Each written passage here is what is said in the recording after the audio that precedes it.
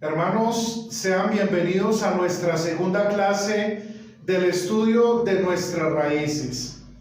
Estamos aprendiendo, conociendo y quizá recordando algunas doctrinas que son fundamentales para nuestra fe como luteranos. Sean bienvenidos, iniciamos con oración. En el nombre del Padre, del Hijo y del Espíritu Santo. Amén. Bondadoso Señor y Padre nuestro, te pedimos el perdón de nuestros pecados con humildad de corazón, reconociéndonos delante de ti y también pidiendo, Señor, la guía y la dirección de tu Santo Espíritu, para que Él sea el guía de esta clase, pero también de nuestra vida como cristianos. Él sea nuestro Maestro. Ayúdanos a profundizar nuestras raíces para que vivamos fieles a tu bendita y santa palabra. Por Cristo nuestro Señor. Amén. Bienvenidos de nuevo, queridos hermanos. La primera clase de esta serie de enseñanzas que vamos a estar compartiendo con ustedes tiene el objetivo de llevarnos a que conozcamos y vivamos más nuestra fe luterana. La clase pasada estuvimos mirando un poco esos símbolos primitivos de nuestra fe, podríamos decirlo así. El libro de Concordia, que lo tengo acá en mis manos, comienza hablándonos acerca de los tres símbolos fundamentales de nuestra fe cristiana. Estos son el credo apostólico, el credo niceno y el credo atanasiano. Estos tres credos son los tres símbolos principales de los cuales nos habla el libro de Concordia. Y habíamos hecho una introducción general, habíamos mencionado también el por qué estos tres credos entraron a ser parte de la enseñanza doctrinal de la Iglesia. Habíamos mencionado, por ejemplo, que algunas falsas doctrinas desde los comienzos de la Iglesia cristiana ya se habían introducido para dañar la fe cristiana genuina. Y de esta manera, pues distorsionar la unidad de la fe de la cual los verdaderos cristianos somos partícipes. Los credos responden a herejías que van en contra de la fe en Cristo, su humillación, su exaltación, es decir, sus estados, pero también su procedencia divina y su comunicación de atributos divinos. Habíamos mencionado, por ejemplo, a los arrianos, ¿cierto?, que negaban la preexistencia de Cristo, los gnósticos y otras ramas del gnosticismo que fueron evolucionando, que de una manera muy sagaz estaban negando la humanidad de Cristo. Estos tres credos entonces responden a esa necesidad de la Iglesia de mantener su fe. Ya cuando llegamos a la época de la Reforma, nos ubicamos en el siglo XVI, nosotros sabemos de antemano cuáles fueron las primeras controversias que tiene que enfrentar, en este caso, nuestro reformador Martín Lutero. La venta de las indulgencias, por ejemplo, había llevado a toda una serie de distorsiones de la verdadera fe, al punto que la gente pensaba que la salvación se podía comprar por medio de las indulgencias, que dando una cierta cantidad de dinero podíamos recibir el perdón de nuestros pecados, y no solo el de nosotros, sino que también podríamos comprar la salvación para seres queridos que habían muerto con anterioridad. Estos, sin duda, había marcado mucho al cristianismo. La Reforma es fuerte en el sentido de que defiende la verdad de la palabra de Dios, como lo hicieron los 3 primeros credos de los cuales ya he mencionado. Y en este sentido la Reforma comienza a consolidarse como una correcta enseñanza de la verdad de la palabra de Dios. Por eso creemos como luteranos confesionales que nuestras confesiones muestran la correcta interpretación de las Sagradas Escrituras. Y vamos en este momento a ver o a dar mejor como un panorama general de los antecedentes históricos que nos llevaron a tener lo que hoy conocemos como el Libro de Concordia. Este libro, que es un poquito voluminoso, ¿cómo llegó a ser las confesiones de fe de los luteranos? Hoy vamos a tratar de ver algunas cosas al respecto. Y quiero dirigirme a esta cita tomada de un sermón de 1530 del doctor Martín Lutero. Él decía lo siguiente: después de la muerte de los pastores piadosos y sinceros de la actualidad, otros aparecerán y se comportarán según el beneplácito del diablo. Fuerte la frase, ¿verdad? Nos lleva a pensar un poco en las palabras de Pablo. Pablo, en su sermón de despedida, habló algo muy parecido, inspirado por el Espíritu Santo. Y habló diciendo de que después de su partida vendrían introduciéndose en la iglesia falsos pastores que vendrían con la intención de devorar al rebaño de Dios. Y por eso el apóstol San Pablo, allá en el capítulo 20 de Hechos, exhorta a los hermanos en la fe y les dice que ellos permanezcan firmes y que cuidemos del rebaño sobre el cual el Espíritu Santo nos ha puesto como obispos, es decir, para administrar los medios de gracia sobre ellos. Muchos siglos después, Lutero habla algo muy parecido. Dice, después de la muerte de los pastores fieles, estaba hablando posiblemente de él mismo y de aquellos que habían permanecido allí. Dice que después de la muerte de ellos, el diablo iba a introducir pastores que se iban a conducir y actuar según el beneplácito del diablo. Qué palabra tan fuerte. Y esos hermanos, los que nosotros seguimos experimentando en la vida actualmente también. Esto no ha cambiado. Vemos como iglesias que en un momento se declararon fieles a las Sagradas Escrituras, poco a poco fueron comenzando a venir otros líderes que comenzaron a ser más progresistas. Dijeron, no, pero estamos en otra época, tenemos que cambiar nuestras confesiones de fe, eso ya no tiene sentido, ya no tiene valor, vivimos en otros tiempos, estamos en unos tiempos donde ya hay que dar ciertas libertades en este y en otro sentido, al punto que se convirtieron en comunidades heterodoxas, es decir, iglesias que no mantienen la ortodoxia de las Sagradas Escrituras. Pero por otro lado también tenemos grupos que, usando los términos y las palabras de Lutero, él les llamaba espíritus facciosos, porque son sectas fanáticas, ¿cierto?, que prácticamente niegan también la autoridad de las Sagradas Escrituras como norma de nuestra fe, para creer en falsas profecías, en iluminaciones, en revelaciones nuevas, y se han desviado.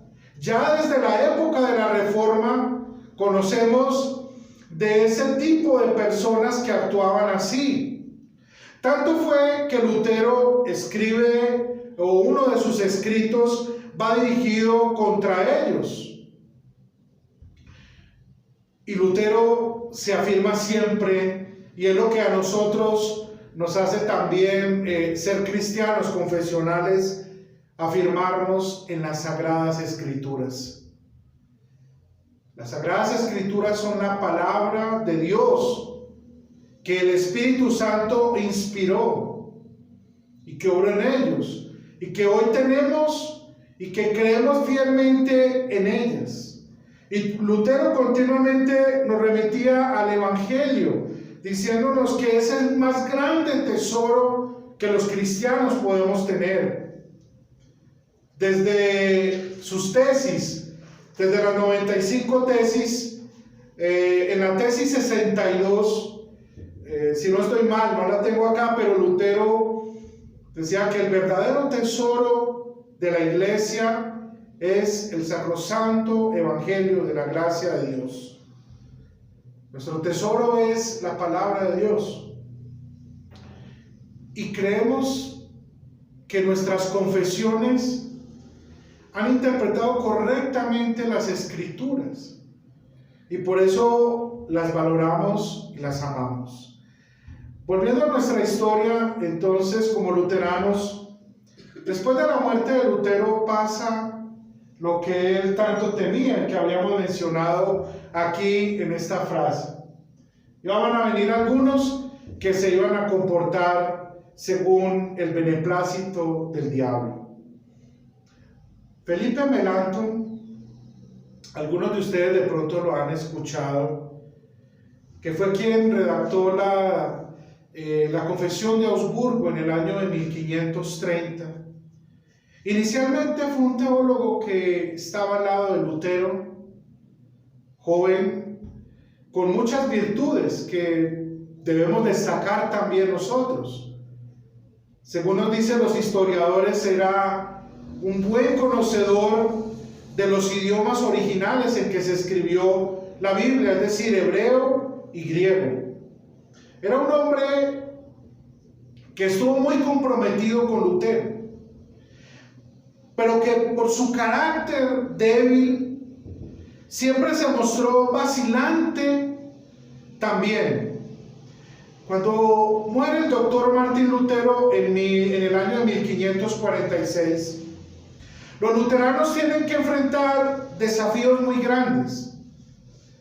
Ya para ese momento se había convocado el Concilio de Trento, que también lo conocemos como la Contrarreforma Católica.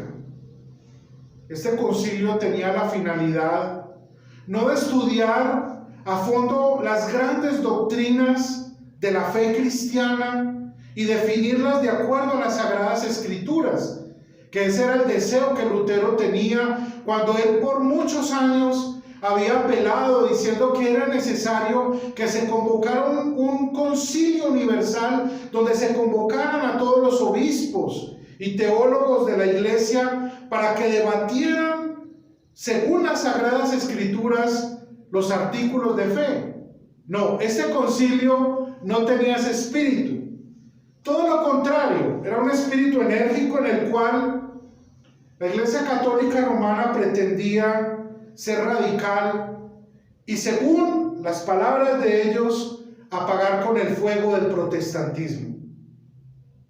Por eso los postulados del Concilio de Trento no vemos nada definido en cuanto a la justificación, en cuanto a los sacramentos y a otras doctrinas fundamentales. Solamente se hicieron más radicales en sus definiciones y en condenar a aquellos que no creían eso. Dentro de los luteranos ya no había un líder como fue el doctor Lutero. Y algunos pensaron que el líder natural que debía seguir y guiar al movimiento de la Reforma era Felipe Melanchthon. Pero Melanchthon asume un liderazgo con algunos defectos de carácter, porque no era una persona muy bien, nosotros los colombianos diríamos, bien puesta en su lugar, sino que siempre se mostró vacilante. Entonces, Melanchthon, cuando asume esto, comienza a crear un grupo que podíamos llamar los filipistas, que a causa de la guerra con los católicos, con los principados católicos y con el rey Carlos V, que comienza a ganar terreno y, digámoslo así, como a conquistar los estados que habían aceptado la reforma, Melanchthon se muestra muy frágil ante esto y toma una posición muy dañina que hoy nos hace a nosotros pensar en por qué nuestra fe debe ser vivida en plenitud. Él cae en el unionismo que a cuestas se quería llevar lo que con tanto esfuerzo, estudio y enseñanza Lutero y sus amigos habían ganado por mucho tiempo. El unionismo buscaba, en primer lugar, sacrificar a costas de la unidad o de la falsa unidad, podríamos decir, lo fundamental de la reforma. Y es por eso que en el interín de Leipzig, que allí Melanchthon se declara adiaforista, es decir, que él ve las doctrinas de la reforma no como verdades absolutas e innegociables de los cristianos, sino como cosas que se pueden negociar con el fin de tener paz y tranquilidad con los reformados, es decir, los calvinistas, con los anabaptistas y por supuesto con la iglesia romana, que era de alguna manera los que le estaban presionando más. Los católicos romanos encontraron en Melanchthon no un hombre de grandes convicciones, como lo fue el doctor Martín Lutero, sino un hombre vacilante. Y allí viene otro teólogo que es muy valioso, y es Flacius. Y comienzan a ver entonces, digámoslo así, dentro de los luteranos dos líneas. Una más liberal y más unionista, que podemos llamar como el filipismo, que eran los seguidores de Felipe Melanchthon.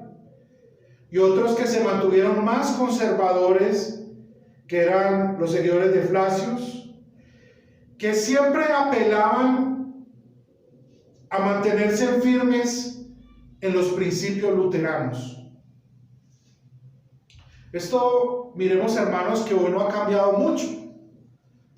Hoy el luteranismo también tenemos luteranos muy progresistas que buscan el unionismo a cualquier costo.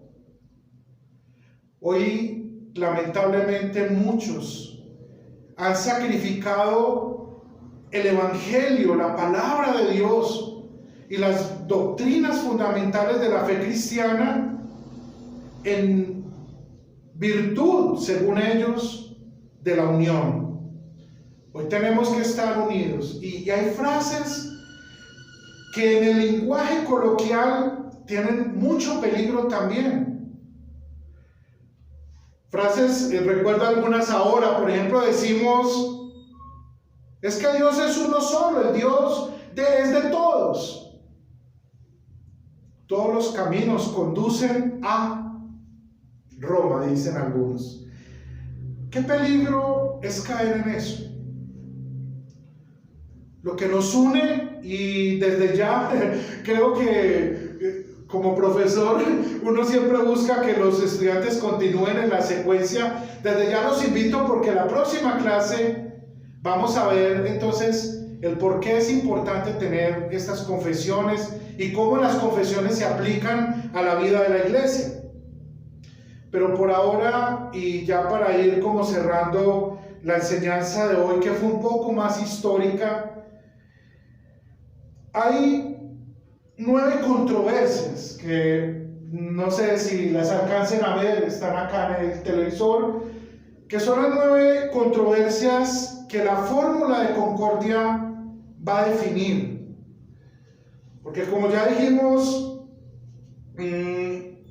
los filipistas le hicieron mucho daño a la Reforma, queriendo agradar a todos, a los calvinistas, queriendo agradarle a los católicos romanos, y comenzaron a ceder al punto de convertirse en adiaforistas. Es decir, todo eso es adiáfora.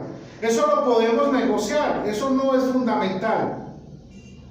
Cuidado, hermanos, pidámosle a nuestro Señor que Él, por medio del Espíritu Santo, nos mantenga en sus caminos y que nosotros amemos su santa palabra y amemos la doctrina bíblica correcta,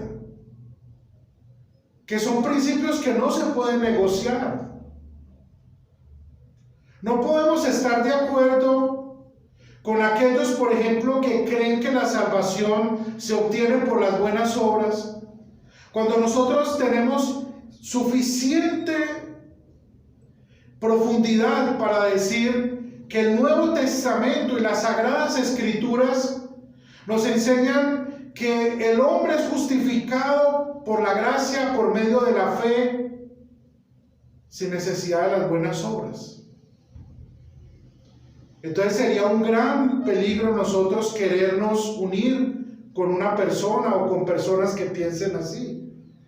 Y así hay muchas otras doctrinas. Aquí están mencionadas algunas de ellas y rápidamente quiero mencionarlas porque luego en las próximas clases vamos a estar hablando de cada una de ellas en específico.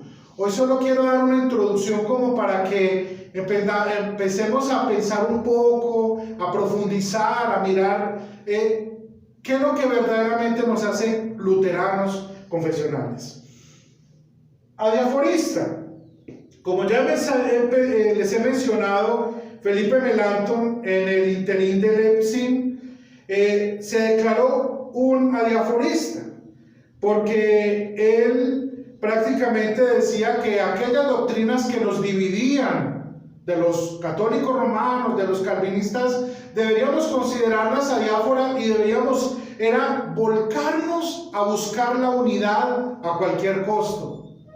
Cuidado, hermanos, porque el falso ecumenismo que busca eso nos puede llevar a ese gran peligro. Pero la fórmula de concordia nos dice que nada es adiáfora cuando se trata de confesión de nuestra fe.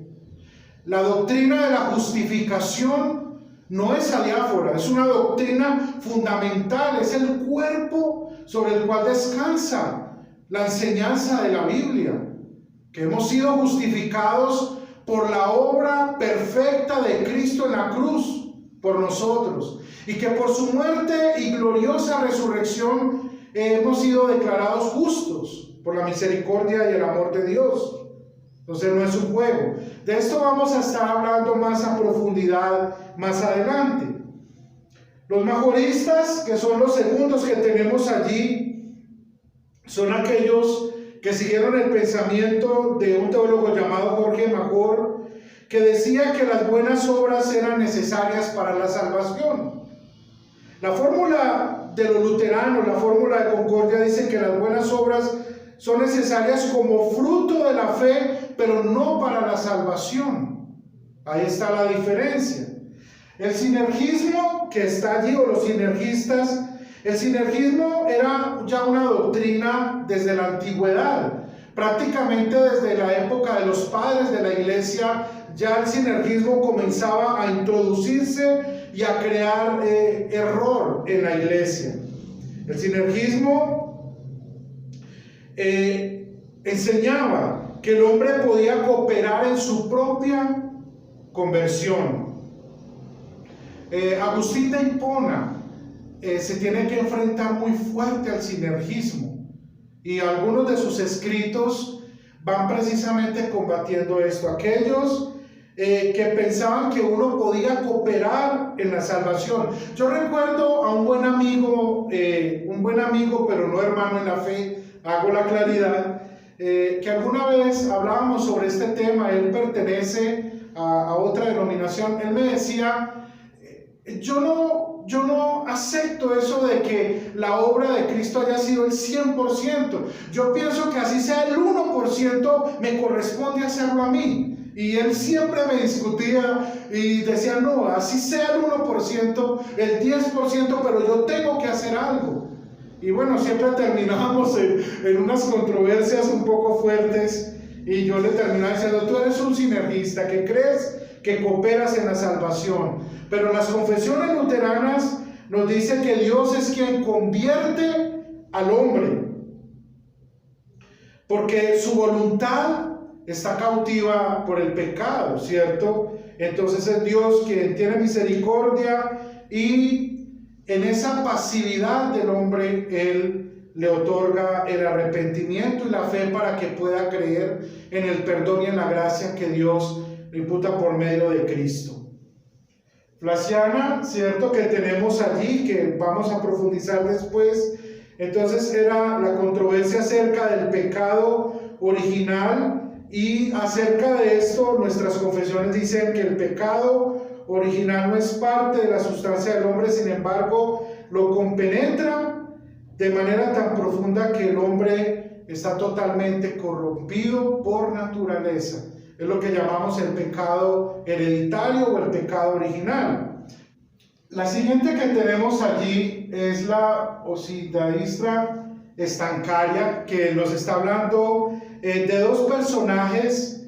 Principalmente vamos a referirnos al segundo, llamado Francisco Estancario, y allí es donde toma este nombre, que él enseñaba que Cristo es nuestra justicia únicamente según su naturaleza humana. A esto la fórmula de Concordia responde diciendo que Cristo es nuestra justicia según las dos naturalezas. La fe es contada por justicia por los méritos de Él. El antinomismo que tenemos allí es principalmente una enseñanza que comenzó a tomar fuerza porque fue difundida por uno de los seguidores de Lutero llamado Agrícola, que de pronto en algún escrito o en algún momento usted haya escuchado su nombre. Él entonces negaba el tercer uso de la ley, es decir, la ley no tenía ningún uso para los cristianos. Al contrario, la fórmula de Concordia nos dice: tanto la ley como el evangelio propiamente distinguidos según sus respectivas funciones son necesarios, y la ley sirve como regla para los cristianos, que ese es el tercer uso que hacemos de la ley. El criptocalvinismo, que es el otro que tenemos allí, tiene que ver mucho con el pensamiento de los filipistas, es decir, de Felipe Melanchthon, que comenzaron a confundir la presencia real de Cristo en la Santa Cena por una presencia más espiritual, como lo enseñaban los calvinistas. Esto también es un peligro, y los criptocalvinistas iban un poco más allá porque también confundían los atributos de Cristo, ¿cierto?, en su naturaleza divina y humana.